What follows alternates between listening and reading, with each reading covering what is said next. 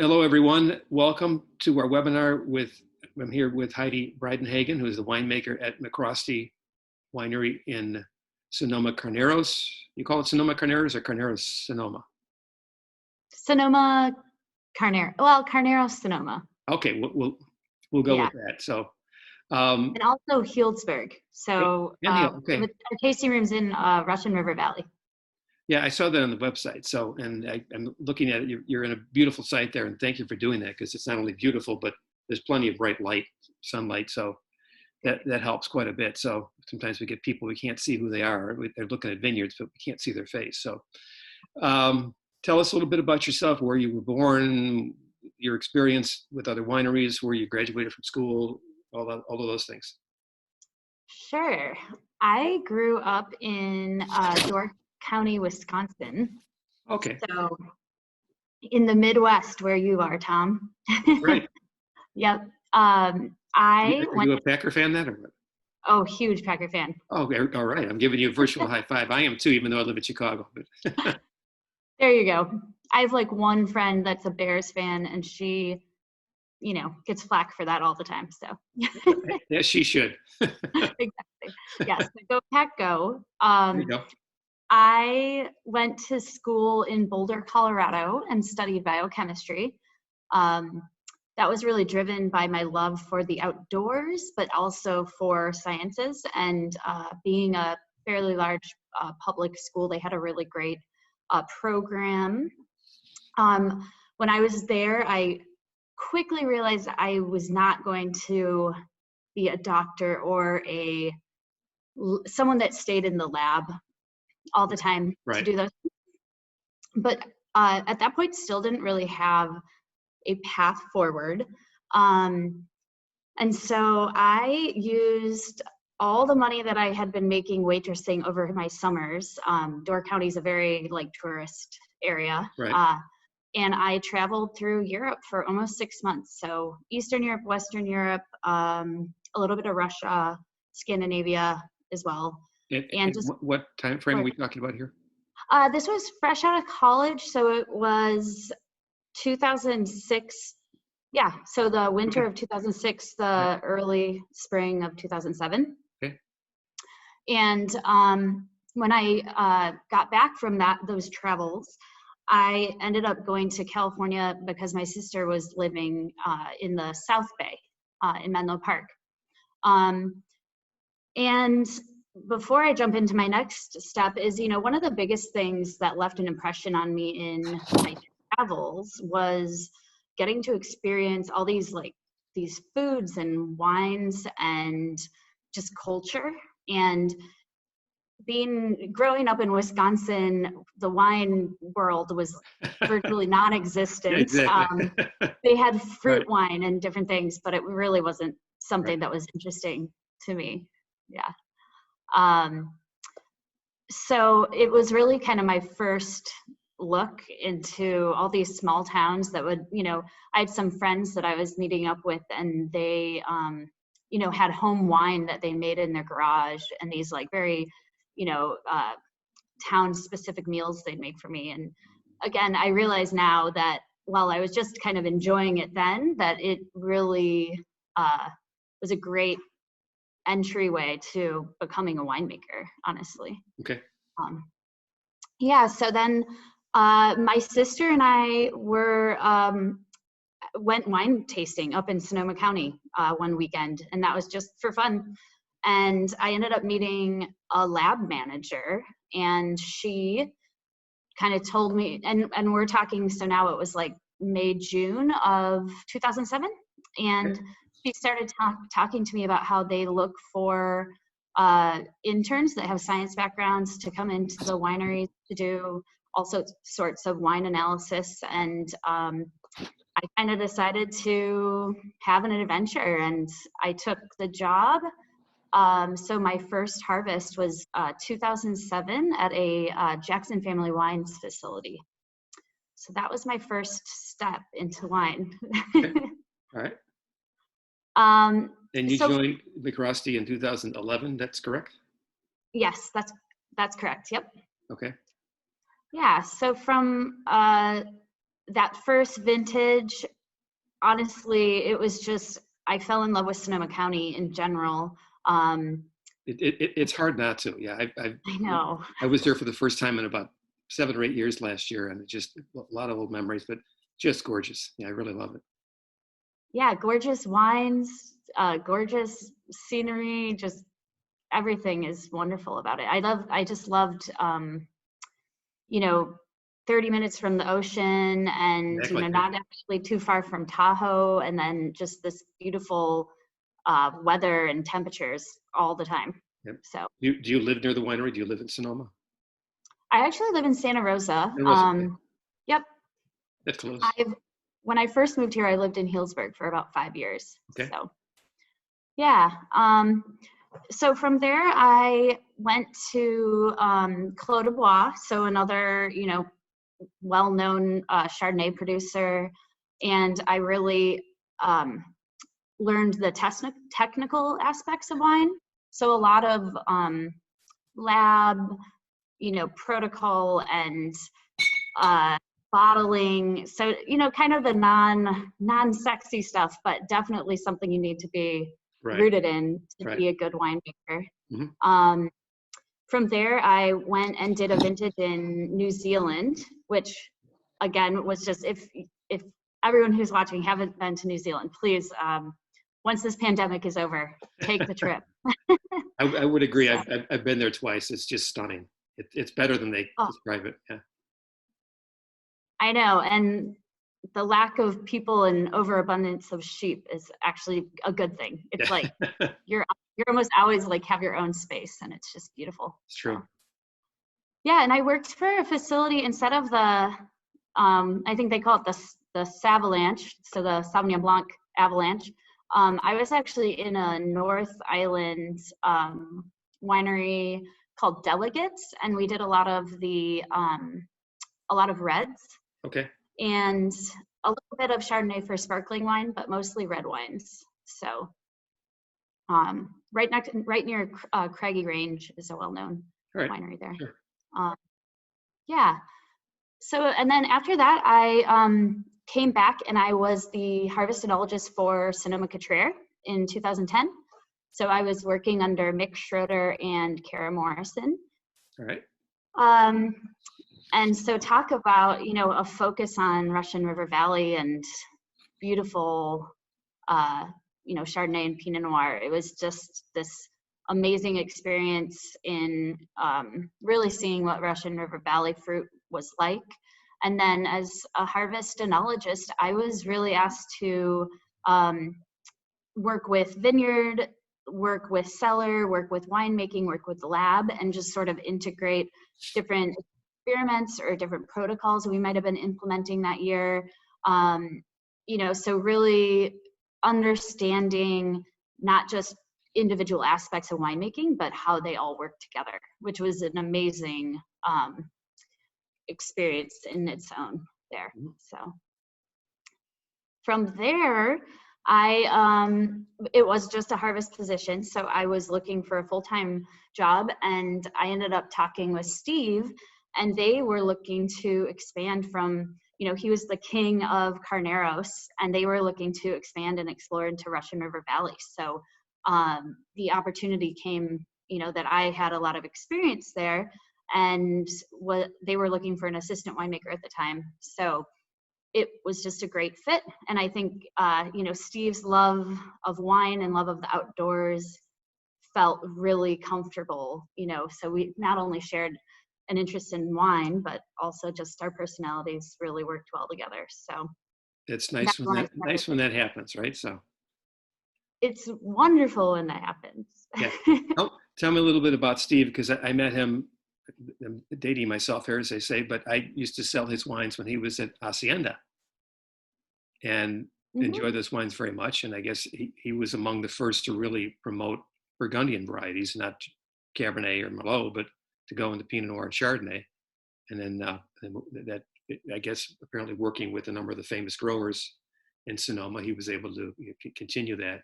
But I enjoyed him. I haven't seen him in about 20 years. I visited the winery a few years after it opened, so it's been a while. But tell me a little bit about Steve, just as an individual and his passion? And Yeah, no, I don't know his exact age, but I know he's in his 70s, and no one would believe it because he is still actively, he goes on an annual hiking trip with friends, and he skis every year, and his energy and enthusiasm, I'd say, is still just vibrant as ever. So he started MacRostie in 1987, so over 30 years ago. And as you mentioned, he was at Hacienda before that. And then I would say another big part of his history is he planted his own vineyard, Wildcat Mountain, in 1998. Okay. Yep. So that's another big venture that he has. It's planted to Chardonnay and Pinot Noir. And we still produce fruit. So yeah, we produce this. That was our first single vineyard Chardonnay and first single vineyard Pinot Noir. What else can I say about Steve? Yeah, we only have an hour, so I'm sure you have a lot to say. But yeah, I mean, I guess what I would say is that in 2015, when we found the property where I'm sitting in Healdsburg, he was, an integral part of designing, not just, helping me design the winery, but also working with the hospitality team and really making this tasting room feel like a home more than anything else. He has a long tradition of inviting every one of his employees to his personal home in Sonoma for a big, pre-harvest dinner, and him and his wife set a beautiful table. That's great. So I think that this vibe was trying to mimic that as well. So that's great. I asked you before we went on air, but it's just, you have this beautiful tasting room, and of course, no one can come right now. But what's the latest in California? You're in particular stages, is that correct? Yes, exactly. So yeah, I think we're going into almost the 10th week, 9th or 10th week. So as of March 16th, we are completely shut down. 2 weeks ago, we were, and I should actually add this, is that operations, so winemaking side, we were able to continue to stay open and continue to produce the wines and, keep it on schedule. So, but essential workers only, which for us meant, 4 cellar technicians and myself in a building that's, over 30,000 square feet. So lots of social distancing, available not be for difficult. us. Right. Yeah, exactly. So 2 weeks ago, Sonoma County was allowed to start curbside pickup at wineries. So which was great timing because we were releasing our spring club shipments. Okay. So people were able to come out here and curbside pickup. So pretty much no contact. Right. They'd open their trunk and we were able to put the wine in, and everything was like very scheduled out. So not too many people were on site at any time. I'm just picturing this. It just seems so surreal.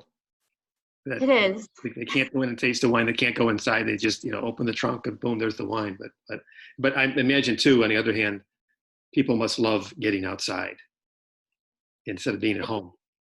Yeah, that's what we really saw is everyone, we had a lot of people drive to the winery to pick up the wine. And I think everyone was just excited to not be in their house, excited to see a friendly, smiling face beneath a mask, of course, because we were all wearing it. Right. But yeah, I mean, we thought it went really well. I would also say we've hosted a couple of virtual tastings. One was to toast to our rosé, which I actually poured myself a glass of. Okay. And one 2019 Pinot Noir, yes. Correct? Yes. Okay. Yeah. That's beautiful. And we had like over 50 club members join for that, which was really fun to see everybody. So that's great. Yeah. So right now we actually have moved all of our furniture in here so that tables are over 6 feet apart, and we have like counterclockwise flow for employees, so no one will be passing each other. Right. When we're allowed to let people back in. We're not yet. So we're just kind of When do you think that'll happen? Or is it hard to say? It's hard to say. I know that in Oregon, they're already opening up for sure some places next week as well. We don't know for sure. We think in the next couple weeks. Yeah, So. that uncertainty seems to be the theme everywhere. It's the same with restaurants here in Chicago. It's like, well, we can do a little bit of outdoor dining in about 10 days, but not so many customers. And it's just, I'm sure that's not what they want to hear, but it's just, they're being very, very cautious. So, but we won't get into politics here, but okay. Let's talk about, we're lucky. We have 3 amazing patios that surround this building that I'm inside of, and we have a huge plaza. So we're actually able to, we're still going to be at a huge decreased capacity if people, that many people show up. But we have all the tables now outside in areas that we may not have used before for tasting. So we have the luxury of having a ton of open area for people to come to. And it's basically like, we'll have one table per outside area. And every table gets a little jar of hand sanitizer to use as frequently as they'd like. All right, very nice. Good to know. And the winery is technically in Healdsburg, correct? Yes, exactly. Outside of Healdsburg on West Side Road. Okay, I know that very well. Well, let's talk about, I'm reading on the website that you source fruit, or you tell me how much you own and how much you source, but you have 30 different vineyards for Chardonnay and 15 for Pinot Noir, which just strikes me as amazing. It must keep you very busy. So it does keep me busy. However, I think it's what really is able to give me a ton of different options, and able to create a really nice natural complexity, especially when it comes to our blends. We make a Russian River Valley and a Sonoma Coast blend. So it's all Chardonnay and it's all Pinot, but when I speak to blend, it's talking about many different vineyards. So It's not a single vineyard. Sure. We own 2 vineyards, one of which we just started planting last year, so it's not in any of our wines at this point, but the main one that we own is called Thales Vineyard, which is at our tasting room site, and Thales is Steve MacRostie's wife's name, so we named it after her. All right. And that's Pinot Noir and Chardonnay, or just It's Pinot just Noir? Pinot Noir. Just Pinot Noir. Okay. Yep.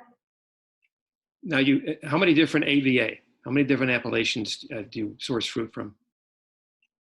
I've never actually added that up, so now I'm like doing math in my head. I would say with the addition of the questions get more difficult from here. I'm kidding though. All right. So, we source from Carneros. Petaluma Gap is a new one that came online in 2017. Russian River Valley, Fort Ross Seaview, and I guess the Far Coast isn't actually an appellation. So about 5, and then that are in Sonoma County. And then we actually just started exploring outside of Sonoma County and work with one vineyard in, multiple. We work with some Anderson Valley fruit in Mendocino, and we work with the Bienvenido vineyard in Santa Barbara. Okay, thought I had set this up, but I had to make a few changes. But there's Thales Vineyard, right? You want to talk about that? Yep. Okay. Yeah. So Thales Vineyard is just outside of our tasting room. And as I mentioned, it's planted to Pinot Noir. We have 4 different clones planted here, 2A, 23, 667, and Pomard. Okay. We, it's just about 14 acres, but what has been really fun about this property is it has 3 really distinct different soils, and it also has a lot of different elevations. So it's now used to, I use it to make our rosé. I use it in our Sonoma Coast Pinot. We do a single vineyard from it. I use it to make our sparkling wine. So I kind of have broken it up into a lot of small pieces, and those all get farmed differently depending on what program they're going into. Okay. And again, when was this planted? Most of it was planted in 2009. Okay. So very, very, very young vineyard. Okay. Yeah. How much of that rosé do you make? We make around 1,500 cases. Okay. Yeah. And then, so you have the latest release of Pinot Noir from here is 2017, correct?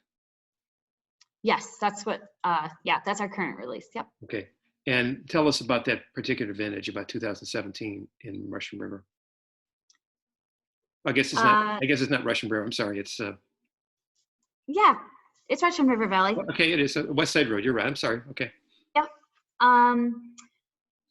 So let's see, 2017, that was a pretty wet winter. So that was a lot of, the biggest thing about that was just working with our growers and our vineyard management teams, trying to get all the canopy growth under control. And it rained late into the year as well. So getting tractors in and things like that to do some of the farming was the challenge. But in all trueness, it ended up being a really great growing season. We did get a heat spike towards the end, and then things kind of cooled off. So things trended a little bit earlier pick in general, but I'd say it was, we saw a lot of concentration and a lot of really good things in the wines. So 2017 was, unfortunately, that was the year of the fires, right, in September, October. That's right. Was there any damage in far as your vineyards, or? There wasn't. We were really fortunate. Not only were all of our vineyards picked and most of the fruit was already pressed, so we really didn't have a lot of negative effects. Okay. So we were really fortunate. All right. I just put up a map, as you can see, of all of your vineyards. So can you give us a quick tour, starting from the south, from Carneros, and moving up through Petaluma Gap and Russian River and Fort Ross and Sonoma Coast? Tell us about the particular topography and climate and soils and anything special about these vineyards. Sure. And off the map, and even further south, is actually where Wildcat Mountain is. Okay. Or at least I can't see it on this one. And as I mentioned, Wildcat Vineyard is Steve MacRostie's. He planted it, and it is fairly high in elevation and quite windy. I would almost consider it as part of Petaluma Gap. However, it is not actually, by map put in with that. Then you'll see Terra de Primicio and Rogers Creek and Champlain Creek. So those are all Petaluma Gap. So again, they're quite influenced by the wind. Champlain Creek and Rogers Creek are very high elevation. So we're talking about 1,000 feet. You'll also see the San Giacomo. What's the elevation of Thales, excuse me? Thales in Russian River is sea level, essentially nothing. All right. Yeah. So you're going up to 1,000 feet, okay. Thales, yeah. Sorry to mispronounce, okay. No, it's okay. All right. I think that's probably how they would pronounce it in Scandinavia, honestly. All right. Yeah, so not to pass the San Giacomo vineyard. So I would say the San Giacomo family was actually the Chardonnay fruit that was MacRostie's first vintage of Chardonnay in entirety. So in Really? Okay. 1987, the Chardonnay blend was entirely of San Giacomo fruit. So Classic a vineyard. huge, Classic yeah, grapefruit. a Right. huge part of our history. And I know a huge part of Steve's story. Angelo San Giacomo was probably his most notable mentor, I would say. So, Okay. So the San Giacomo vineyard is not high in elevation. It's actually, kind of in the valley floor of Carneros, really, clay, heavy soils, but really just like flat and consistent. And it's why it's continued to be a foundation for our Chardonnay program. So Okay. just pure fruit, wonderful, wonderful stuff. Then you keep going up the 101 corridor to Santa Rosa. And if you head west, you'll see a vineyard called Cummings Vineyard. Yes. That's Okay. in the Santa Rosa Plains of the Russian River Valley. This also is more flat, tends to be a little more red fruit driven, a little lighter style. And then as you continue further west, you get cooler and cooler weather, mostly from the coastal fog influence. And you tend to see, things take longer to ripen. You see more color, you see more dark fruit and, that kind of black tea and just a lot of really nice concentration. And then in Chardonnay, you keep going further is where you'll see the Dutton Ranch and Jewel Vineyard is also a Dutton property. Okay. The Dutton family also, if not over 3 generations of farmers at this point, really were one of the founders of, the Russian Green Valley of Russian River Valley. So Okay. that's another grower that really is a key part of our Chardonnay program. And then the Heinz Vineyard, which is the furthest west, again, Charles Heinz says it's like making wine in a rain cloud out there. So, Oh, really? or growing Okay. grapes in rain clouds. So the fog barely blows off before it comes in again. So, And is that Heinz Vineyard, is that Chardonnay or is it Pinot Noir? that's Chardonnay. Chardonnay. And how much of a delay, not a delay, but how much later would harvest be with all of the fog influence from, let's say, at the Heinz or one of the ranches? Yeah, definitely a good, 3-4 weeks later than some of our other fruit sources. Some of the vineyards near the 101 will come in much earlier. Some of the San Giacomo fruit will come in earlier than that as well. So yeah, a good 3-4 weeks for sure. Okay.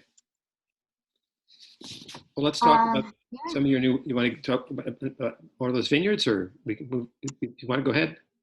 All I was going to say is if you keep going north to Hellenthal, which is where Fort Ross Seaview is. I see it there, well, a little west, yes. Yep, exactly. So that one is kind of the Wild West of Sonoma Coast. It is, I want to say, it's over 1,300 feet in elevation, and Wow. it's so close to the ocean that you actually want that elevation to give the grapes any chance of ripening, honestly. So it's a really unique place, and it's very off the beaten path. Yeah. I know the Sonoma Coast is such a large AVA, but I mean that really would be the true Sonoma Coast, wouldn't it? Yeah, definitely. Okay, well, let's talk about some of your latest releases, which I'm sure is why a lot of people are tuned in. So let's start with the Pinot Noir Rosé 2019, which you said you have a glass of. Yes. Beautiful color. Were you able to get to taste them, Tom? I have tasted the Chardonnays and Pinot Noirs. I was just saving the rosé for a warm day in Chicago, which which may be nice. It's going to be nice this weekend. So, but I'm looking forward to trying the rosé. But go ahead and talk about that wine. Yeah, the unique thing that I like to do with this wine is, so there are two ways of making rosé. You either can take your Pinot Noir grapes and put them direct to press, and you press them until you get a very faint color. The Pinot you tend to pick it early. And then the second method is called saignée, where you take a Pinot Noir grape that you're picking for still Pinot, and before the wine has had a chance to really color up, you bleed off some of the juice. And so it, again, has a pale color instead of a red wine color. And so that's called saignée. So you have direct press or you have saignée. And what I like to do is actually a combination of both. Okay. So I pick about half of the fruit I need at a very low Brix. I basically am watching one of the blocks of Thales Vineyard Pinot to get to the point where there's no vegetal herbaceousness. So it's like just getting over that hump, starting to produce some nice fruit flavors, but it really hasn't colored up and it really hasn't, become what you need for a Pinot. And I pick it, so it's really preserving the acid, and it's really, when you press it, you get almost no color at all. So it's really creating this nice texture and just a really good platform to give you that crisp, refreshing rosé that everybody's looking for on the hot day. Right. And then what I use with the saignée is you actually get to play with.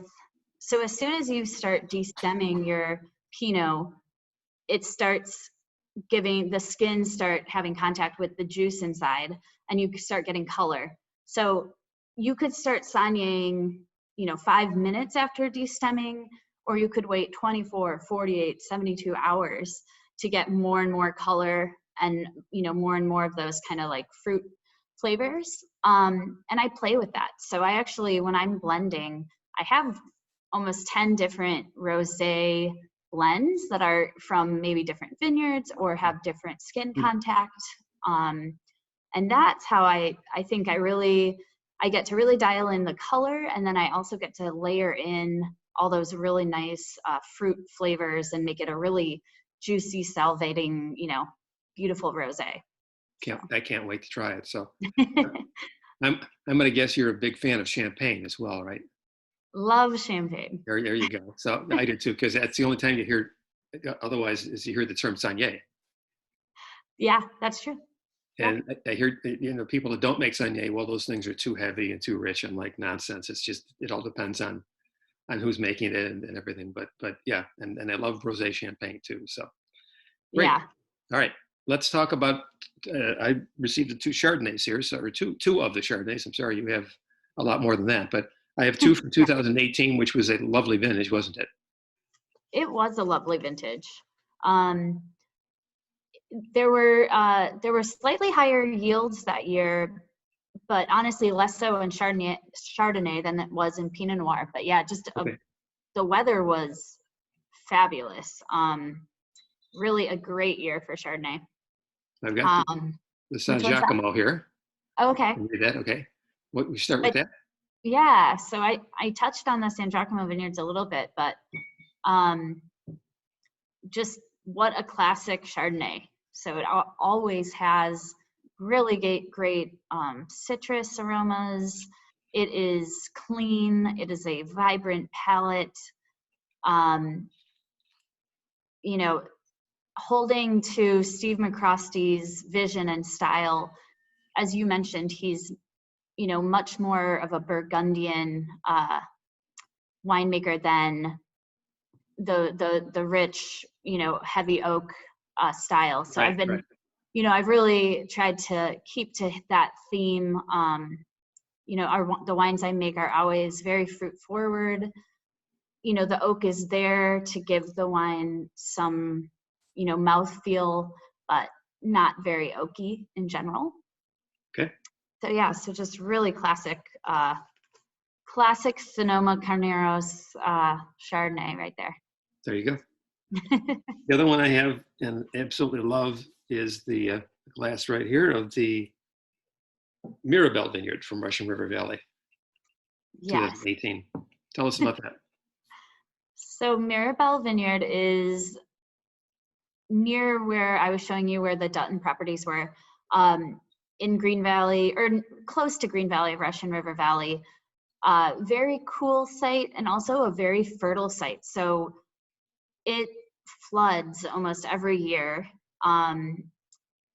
So there's always a lot of really great growth. And this particular clone is clone 95 and produces these really small berries. And when I make the Mirabelle wine, I just think it's a great representation of what Russian River Valley fruit is. So is this a clone that was developed in California, or is it from France?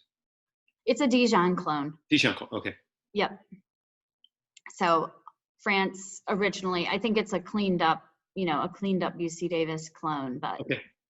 Yeah, originally origins from France. So. Well, I tried the one. I'm sorry, you were going to say something. Go ahead.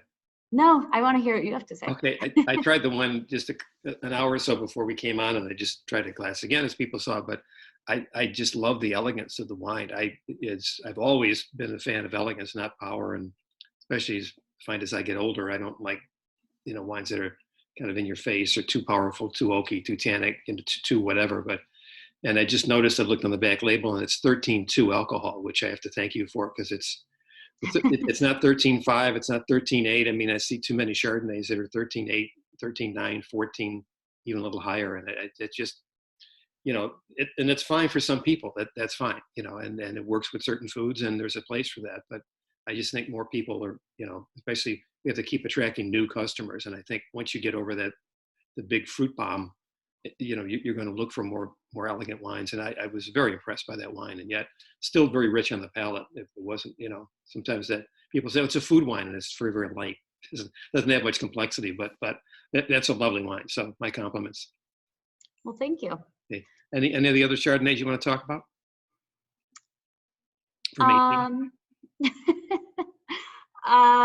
We can stick to those. I think that's, okay. If there are people out there drinking those two wines, I think it really does kind of show two different styles and is a really good showcase of what we do at MacRostie. Okay, let's move to Pinot, and I have a bottle. I'm going to try a little bit. And first, thank you for the screw caps, by the way. That's so nice. So this is the 2017 Rogers Creek from the Petaluma Gap. Tell us a little bit about that vineyard. And by the way, let's go back on the Chardonnays in terms of oak treatment. What's the oak treatment on those two wines? So the, let's see, I'm just going to look at my notes because the Mirabelle Vineyard, I actually went up to 35% new oak, and the San Giacomo I kept down around 16%. And the reason for that is the San Giacomo wine tends to be a little more rich naturally because it does get a little riper there. Okay. So I really try to, again, be just like really hold back on what oak a wine actually needs. And then the Mirabelle, as you mentioned, it's very low alcohol, tends to be high acid. It tends to benefit from a little bit more oak. And most of the oak I use is not very toasty. It's more about giving the wine a bit of mid palate. Mm-hmm. So that was the choice to kind of go a little bit high there. Okay. I applaud that choice because I see, some of these wines with 50-60% new oak, and it's,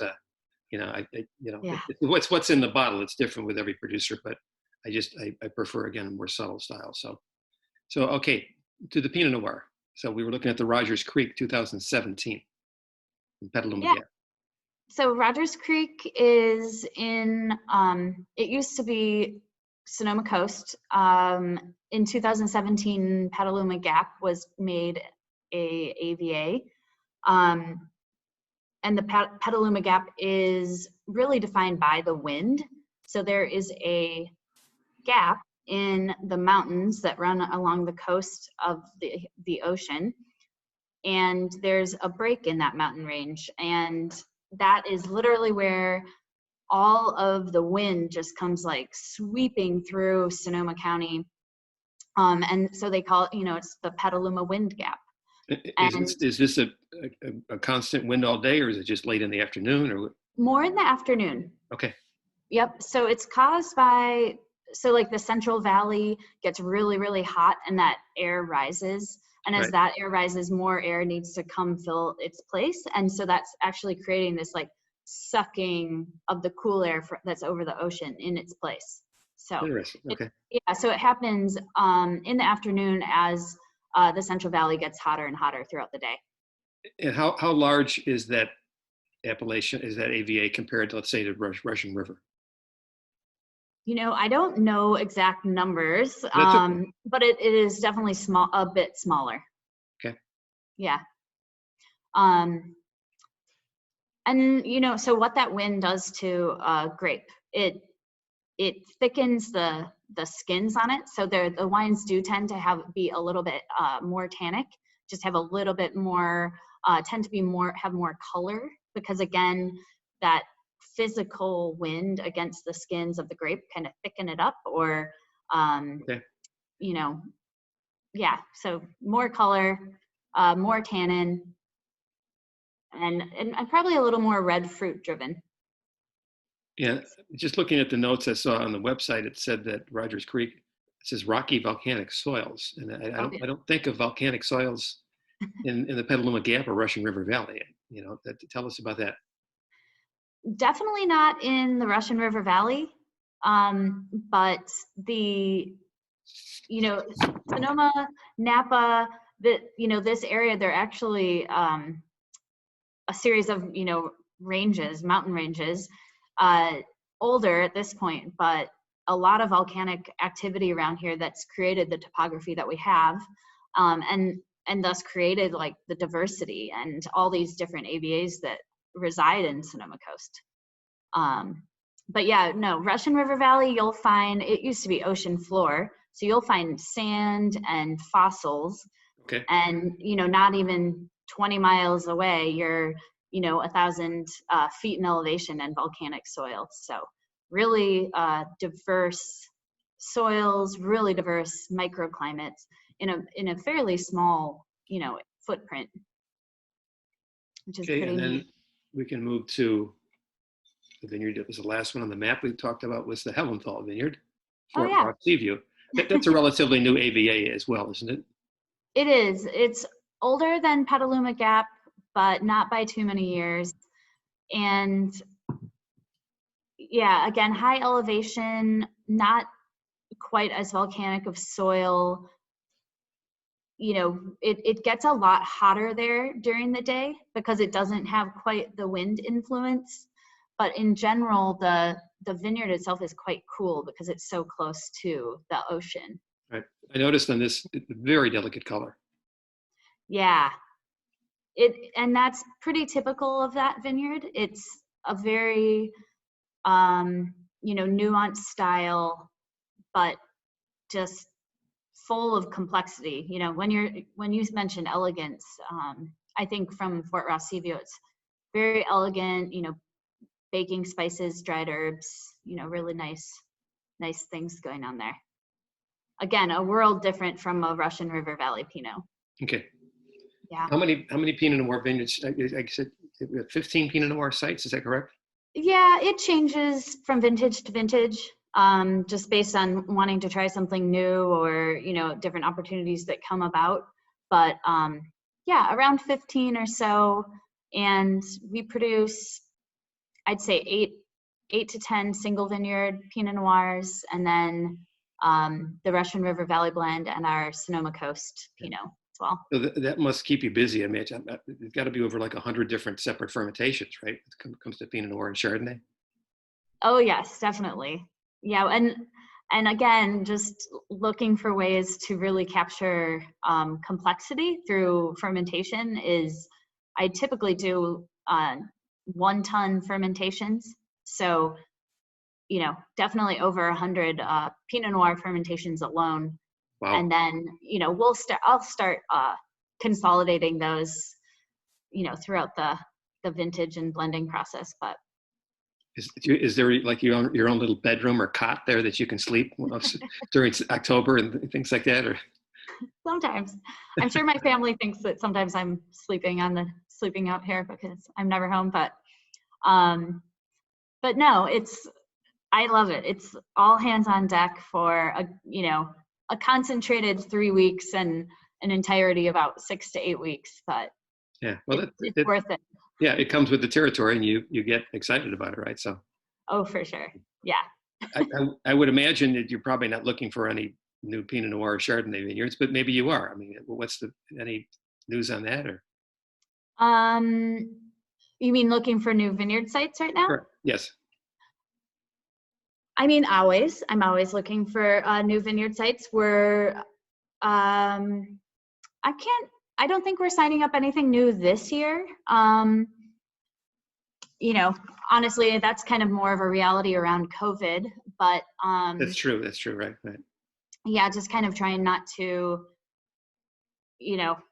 incur any new complexity and things like that. But Well, as I mentioned, we've definitely added to our portfolio over the years, and expanding outside of Sonoma County with Anderson Valley and Santa Barbara. So I'm always looking for new and exciting things for sure. I didn't see anything on the website with Santa Barbara. What do you produce Chardonnay and Pinot Noir from Santa Barbara?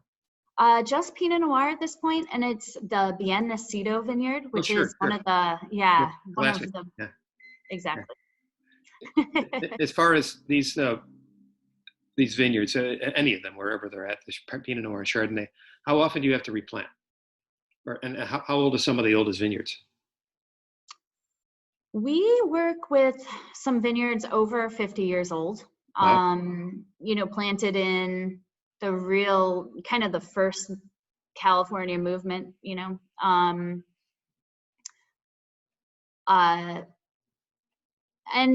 Some, honestly, those sites are sites that are not as susceptible to phylloxera.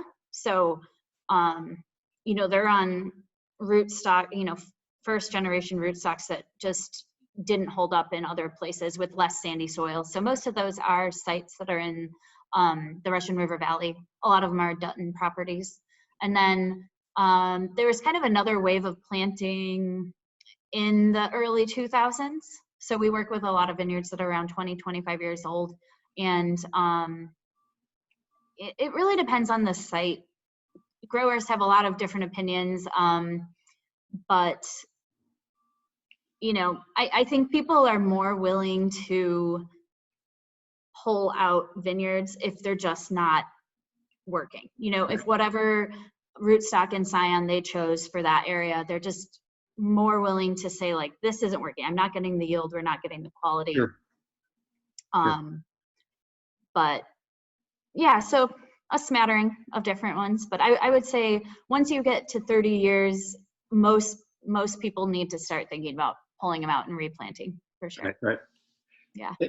I had asked about if you're looking at new vineyards, and of course, with the situation now, you're not looking so much. But what sort of decisions go into that? I can't imagine it's just a simple slam dunk. There's got to be a lot of decisions, a lot of thought into processes of why would we work with this vineyard? Can you explain that a little bit? Yes, absolutely. Probably the first thing is it a new and different area? So when I'm producing all of these single vineyards, I don't want two to taste the same. So, and I am very conscious of that. So, I'll kind of taste a lineup. And if I think two wines are too similar, I'm like, well, then let's just not make it. I want to offer people new and exciting things. So that's kind of the first one, is making sure it's unique in some regard, whether it's soil or temperature or influence, aspect, clone. And then honestly, the next layer for me is meeting the grower. We actually, I'm using the term single vineyard a lot, but we actually call them our vineyard partner series wines, because it really is about the partnership that we have with the growers and making sure we're aligned on, farming practices and attention to detail, and, what we want. We want the grower to be just as motivated to, produce quality wines as we are. So that's probably the next step. And then, you get out there and you take a look at the vines and, make sure they look healthy. And again, you just, a unique site for your portfolio, and go from there, I guess. Yeah. Well, and I usually give any new vineyard I work with 2 years, because, 1 year, if it doesn't perform, maybe it was my fault. Maybe I did something wrong. So I'm sure that doesn't happen very often. Well, I'm sure that, knowing Steve a little bit, it's been a while since I've talked to him, and then this is the first time we've talked, but you're both charming people. So I'm sure that the discussions are very smooth and easy and work very well. So they are. Good. In terms of right now, in terms of the vineyards right now, how is the 2020 growing season coming along? Good. And we're actually in bloom right now. So we've had a really good set, which it was kind of crazy. We had a really hot weekend a couple weeks ago, and then it started getting really cold and rainy. So we were all kind of freaked out because you don't want the rain after the bloom, right? Exactly. But things are really setting right now, and we don't seem to have any shatters. So, and shatters when you basically get little berries that start forming, but they don't get pollinated, and then they just fall off. So it affects yield and quality. So it seems like we're going to have a pretty decent yield, and May 22nd is, it's not early, it's not late. It's a great time for bloom. Okay. Yeah. I'm sorry. So we tried the 2018 Chardonnays. We just talked about what's going on in the vineyards right now. So what about 2019? What sort of vintage can we expect from 2019? Yeah, 2019 was honestly fairly uneventful, except the fires again. The things were a little bit later in 2019, so there was a bit more uncertainty around fermentations and things, but again, we were not affected much. Some of our friends in Napa County suffered a little more than we did, but yeah, in general, 2019 has probably a little bit less color than some prior vintages, but there weren't a lot of bad weather events or anything like that. So positive things. Okay, and just last couple of questions. But do you spend much? I know you've got so much work to do at the winery, but how much time do you spend in the vineyards? As much as I can, I would say. But it must be nice to get out, right? Right. Yeah, actually last year we hired a grower relations manager, and she is amazing. You want to mention her name? Or? Yeah, sure. Her name is Adrienne Ubaldi. Okay. And she grew up in Sonoma Valley. And she has amazing experience and, graduated with a viticulture degree. It's amazing to have another set of eyes, ears, and expertise out there, honestly. So it's been wonderful working with her. Great.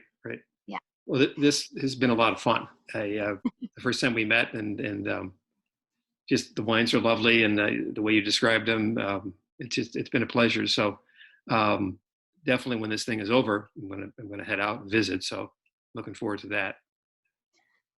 Yes, please. And, we're offering a lot of great shipping deals right now. And, we're just trying to make people have as much access as they can to our wines.